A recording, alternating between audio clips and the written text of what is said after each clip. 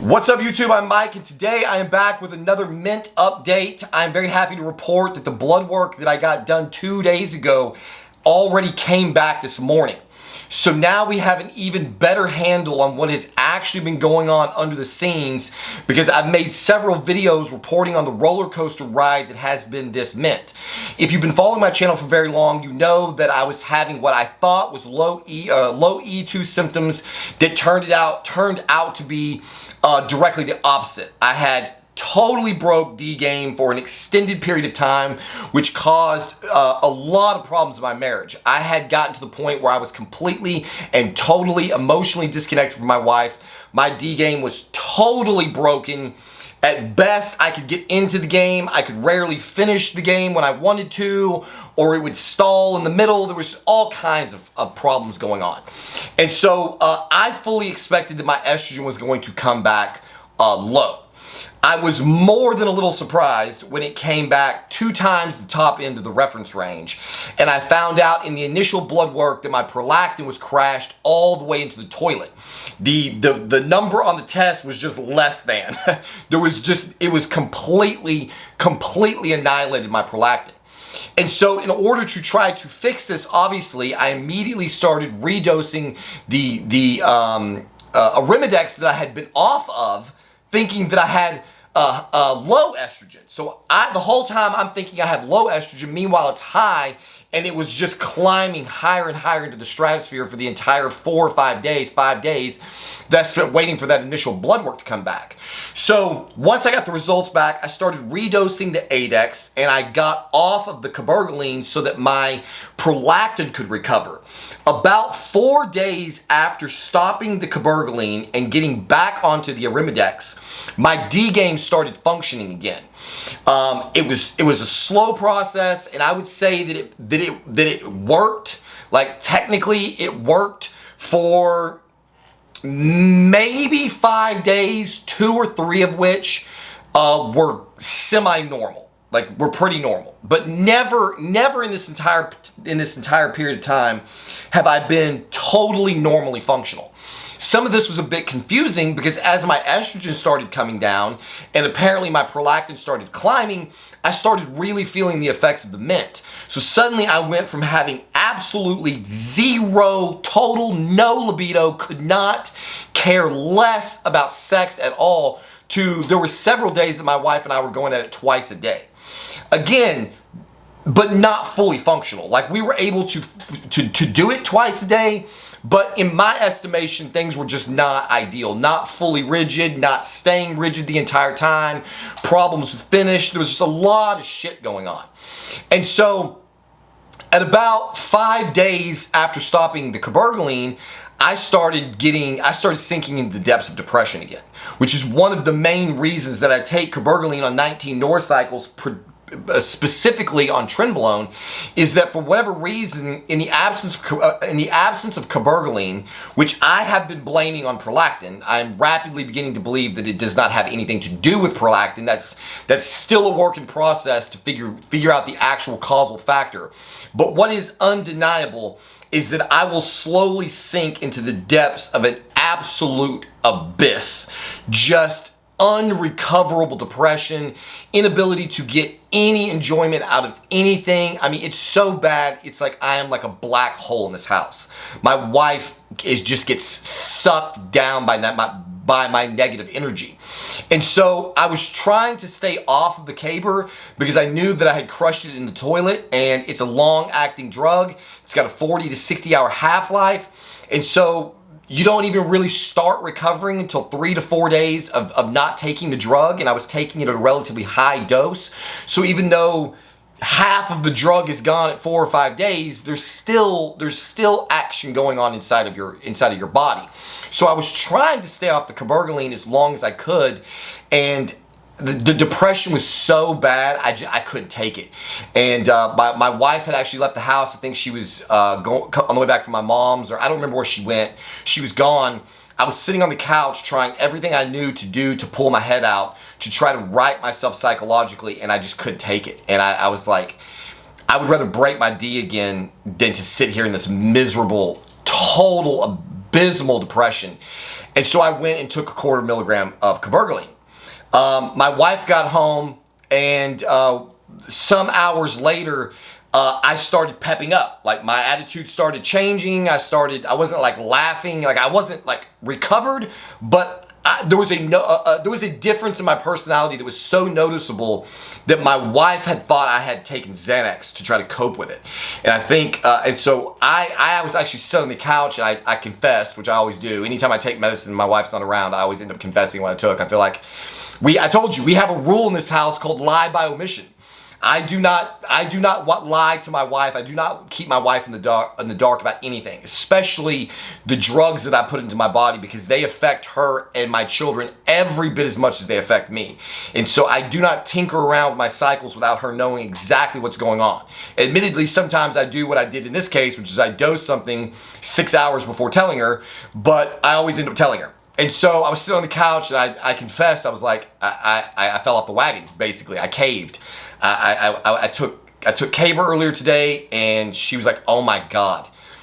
Like, that's what you took? Like, she said, I thought you went and took a Xanax because I noticed how much better your mood seems over the past 6 hours. So that was, again, confirmation that we were both experiencing the same thing. So I started redosing the cabergoline at 1/4 milligram. I took 1/4 milligram, then I skipped the next day, and then I was going to skip the next day, but about 5 o'clock in the afternoon on the following day, I was starting to feel depressed again, so I redosed the Caber, and by that evening again, things were getting better and better, and by the what would be the 4th day, I was fully recovered. That night we were in the gym, and we walked into the gym, and I said something, and I was laughing and giggling or whatever. My wife was like, oh my God, like, what is going on? Where did this guy come from? And so it took a few days and a couple of doses of cabergoline, and it brought me back out of the depression. So great, right? Everything's great, except no. Because about the time that I started really coming out of the depression, and my libido was over here firing on all cylinders on this mint, I start to experience broke D game again. I was able to fully get into the act, but I could not maintain it. And last night it was basically totally dysfunctional. I'm not going to tell you all the gory details about what we did to finish the act. It was completely non-functional. So I was definitely very eager to get the blood work back, because I knew, again, that something was massively wrong. I think I admitted in the video yesterday that when I came back from getting the blood work, I'd been listening to I explained the Sugarland song, so you guys already know that. So all of that being said, that's the backstory, which all of you probably know. I'm sure there's no one new coming to this video, but that gets us to today and what is going on with the most up-to-date blood work. So this blood work is only 2 days old. You can come in here, baby. This blood work is only a couple days old now, and when I got it checked, my estradiol came back at 65.2. But on this test, the range is 7.6 to 42.6. So we're now no longer 2 times the top end of the reference range, but it's still way, way, way too high, because keep in mind, what we're seeing on this test is just the E2. This is just what I'm getting from HCG, testosterone, and nandrolone from DECA. This is the only thing this test can pick up is what's coming from those 3 aromatizable compounds. The methyl estradiol that I'm getting from the mint is not being reflected here. So in reality, in my body, my estrogen level is still much higher than is being indicated on this report. My prolactin, unfortunately, came back as well. Oh, I forgot. The prolactin level came back as 0.3 in a range of 2 to 18. I think it's like 18.9. So my prolactin is effectively still crashed.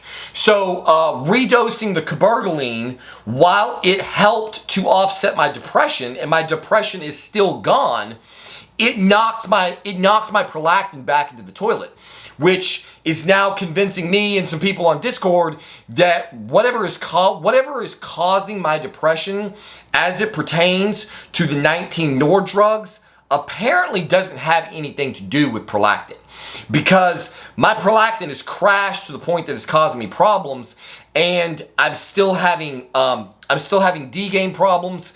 But again, there's variables. The reason I think that it has nothing to do with the prolactin is because of the fact that everything was getting better when I was off of the Caber as far as D-game goes.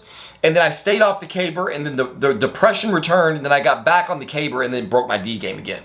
So there's clearly some causal factor between the low prolactin and the broke D game.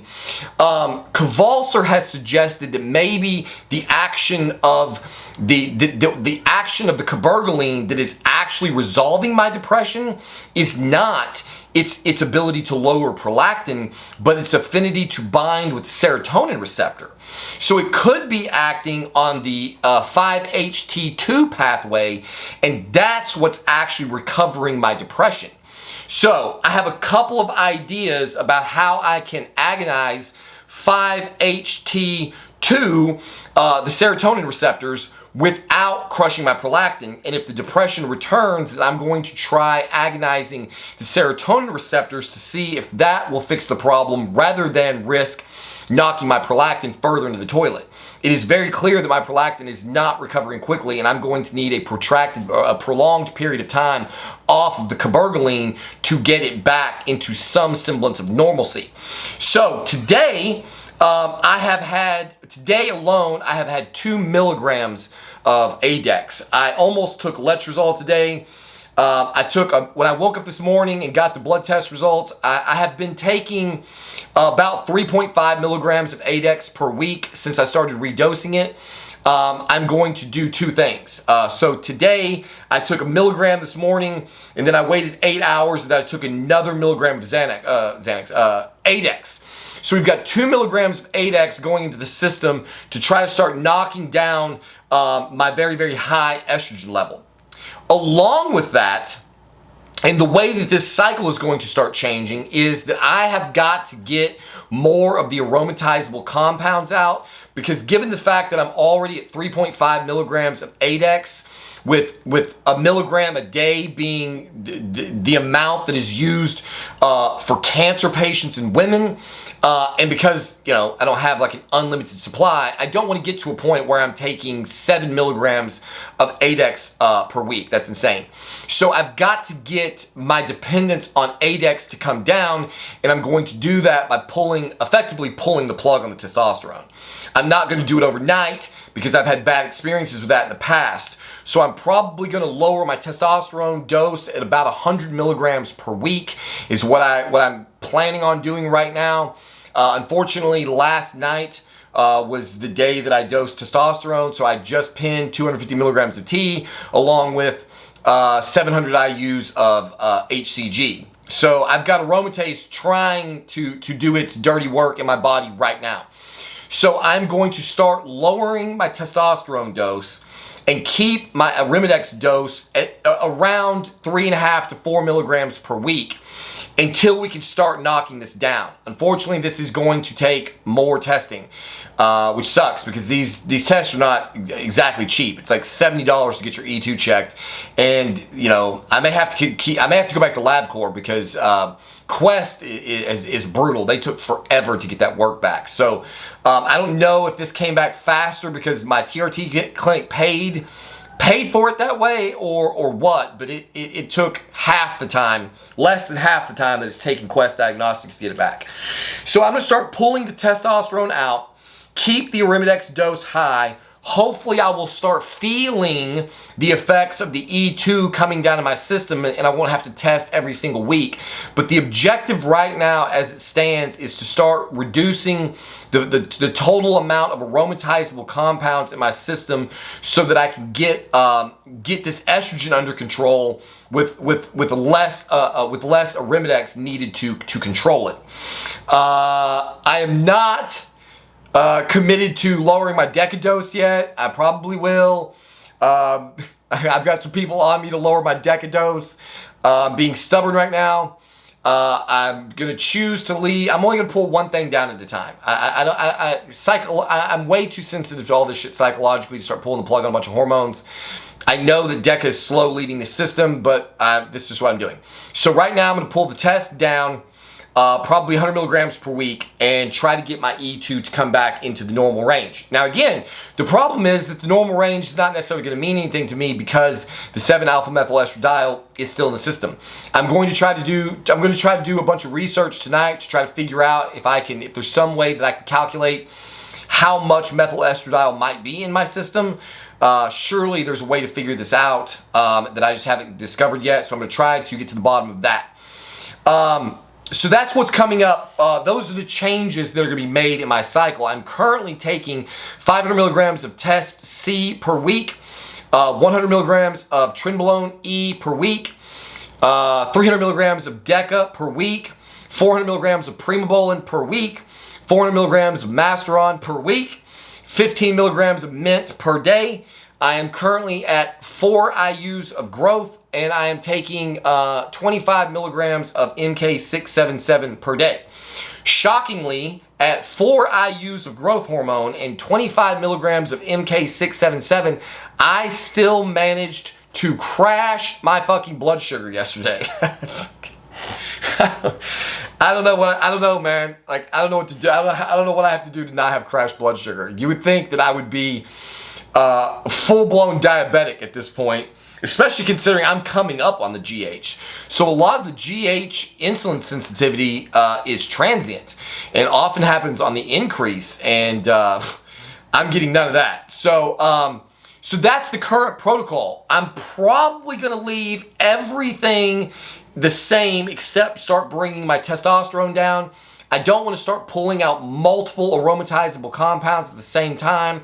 I need to do this in a controlled manner, and I have been just dependent on testosterone for a very long time, so I'm more than a little bit queasy about seeing that dose fall, but I am committed to the Mint train at this moment.